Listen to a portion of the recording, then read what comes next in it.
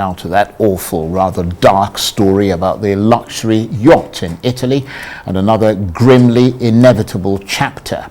Diving teams there have resumed their search of that wrecked yacht which sank during a freak storm off the coast of Sicily a few days ago. Officials confirmed that 5 bodies have now been found, and it looks as if 5 of them have also been recovered. Those thought to have died on board the yacht include the British tech entrepreneur Mike Lynch and Jonathan Bloomer, who is the global head of the American bank Morgan Stanley. Latest reports suggest Mr. Lynch's body has also now been recovered. Una notizia che mi ha reso. This news absolutely put me in a state of sadness on the one hand and of disbelief on the other. As the manufacturer of Perini and knowing very well how the boats have always been designed and built, the sailing boat, it is well known, they are the safest in the most absolute sense.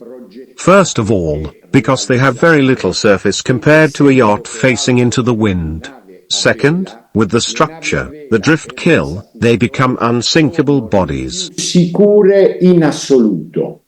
And that was Giovanni Constantino, who is the CEO of the Italian Sea Group, which owns the firm that built that yacht. Well, for more on this story, let's cross live to London and speak with Arise correspondent Lape Olarinoye. Good to see you, Lape. What's the latest that you're hearing about that sunken yacht? We understand the Italian government has confirmed that the body of the British tech entrepreneur Mike Lynch has been recovered from the wreck, but his daughter Hannah is still missing.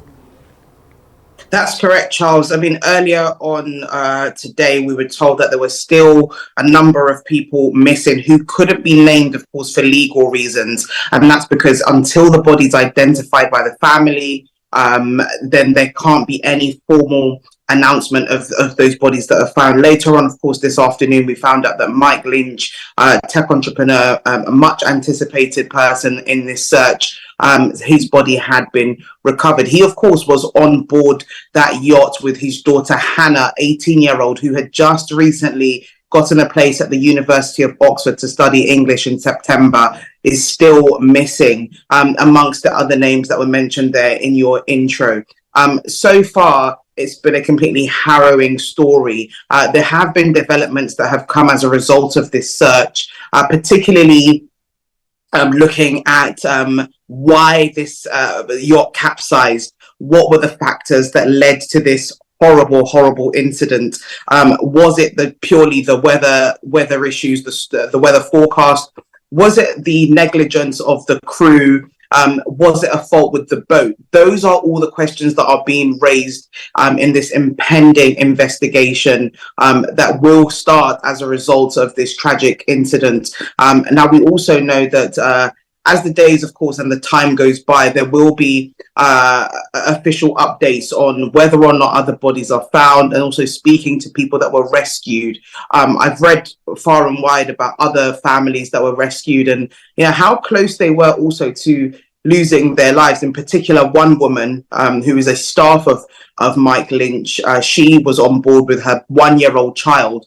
And if not for her swimming skills and lifting her child above sea level, she could have been a part of this tragic incident as well. She happened to be rescued with her child and her husband. But there are a lot of questions for the Italian authorities regarding what led to this, why it happened, and if it could be avoided. Absolutely, and I think you described it as tragic there, which is a very sort of apt word.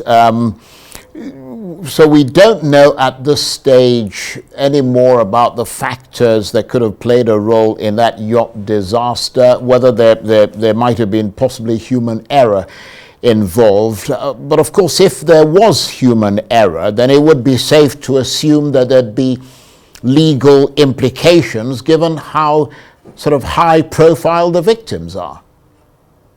Absolutely, Charles. And so far, there is a combination, from what I've gathered, is that there's a combination of factors there. Human error is definitely up there, as well as natural causes like the weather, but the weather was forecasted. So it still goes back to the fact that there is a question being raised as to why the crew did not alert those on board, as well as the people, driving the ship. Why weren't they alerted about this storm that was forecasted ahead of this incident? Furthermore, another question, of course, that's been raised is that there's this vessel that's a part of the boat. It's called a keel, and usually that can retract and be retracted and not be retracted. There's a serious question around whether this also led to the yacht's inability to weather the storm, and that's of course a key question. We do also know that one of the crew who has been questioned, a 51-year-old man from New Zealand who managed to have been rescued, one of those who was actually driving the ship, has been questioned for a number of hours, looking at what are the possible causes in terms of human error that potentially could have led to this incident happening.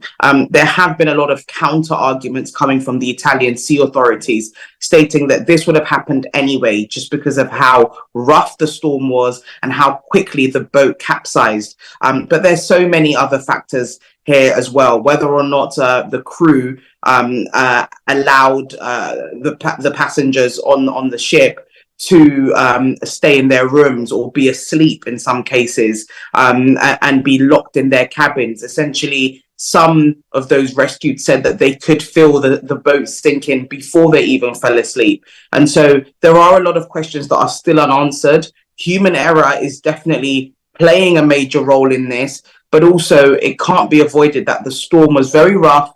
It was people were notified beforehand, and there just wasn't enough time for those on board, as well as those responsible for the safety of the yacht, to factor all of these in the time that this incident took place. So yes, in answer to your question, human error is something that has been heavily questioned in all of this. And just tell us a little bit about that British tech entrepreneur Mike Lynch, whose body has been found in the wreck. He's been described as the Steve Jobs of Britain. Absolutely. He was a very interesting figure. I mean, the tributes have been pouring in from across the spectrum, the British space, particularly his contribution to technology. He's a genius in being able to create things that led to the world that we live in now. His influence in forecasting the world that we live in now, the world of AI, his involvement even with the BBC. He was a non-executive director for a number of years back in 2007 to about 2012. And not only that, he was also responsible for a very big tech entrepreneurial company called Autonomy, which was later sold at $11 billion to a popular tech company in America, Hewlett-Packard. In fact, that sale led to a lot of his person and his character being questioned for the last decade or so, just over a decade.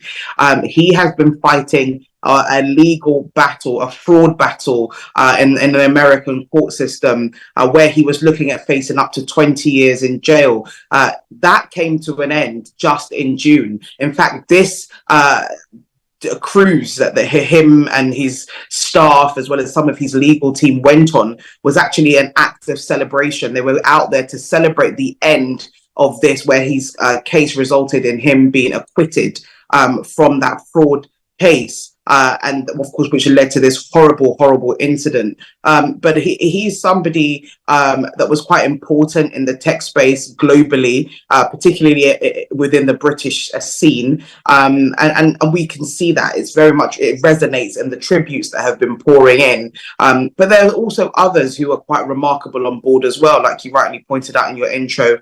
The chairman of Morgan Stanley, as well as some heavyweights in the legal scene as well. And so for that reason, this will be a very, very high profile tragedy. One, that people didn't see coming at all. Lots of people go on cruises, but now there'll be a lot of questions around the safety precautions of just simply getting on a yacht, and in this case, his own yacht. Okay.